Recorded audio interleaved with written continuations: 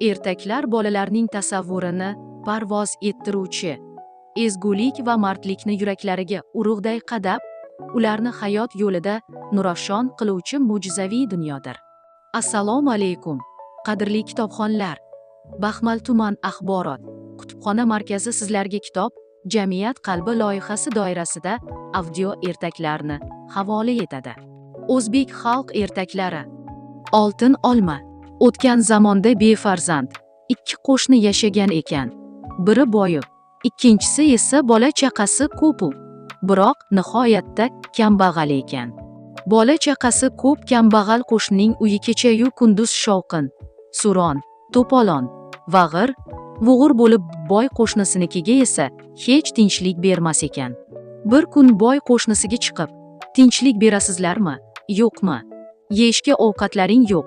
Hamma yoqdan qarz bo'lib yotibsanlar-ku. Kechasi-yu kunduzi uylaringda kulgi, shovqin, suron. Bu nima degan gap deb do'q uribdi. Shunda kambag'al javob qaytaribdi. Ey qo'shni, bizning oltin olmalarimiz bor. Shularni dumalatib, o'ynab, dimog'imizni chog' qilamiz.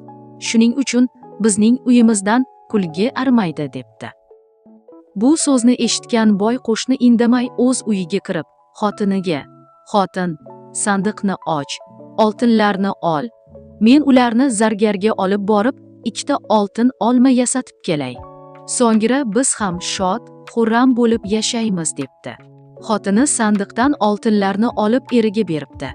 Boy ularni zargarga olib borib, ikkita oltin olma yasatibdi.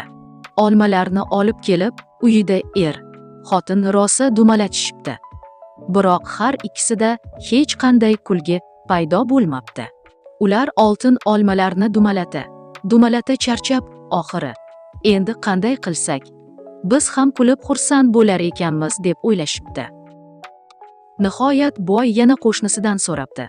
Qo'shni, biz ham oltin olmalarni xotin juda ko'p dumalatib, hech qanday xursandchilikka ega bo'la olmadik.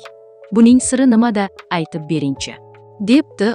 Shunda qo'shnisi: "Ey boy ota, bizning oltin olmalarimiz, kulgimiz, baxtimiz mana shu bolalarimiz. Biz har kuni shular bilan quvonamiz, kulamiz, yayraymiz. Natijada qiyinchiliklarimiz ham unutilib ketadi. Bular bizning bozorimiz" degan ekan.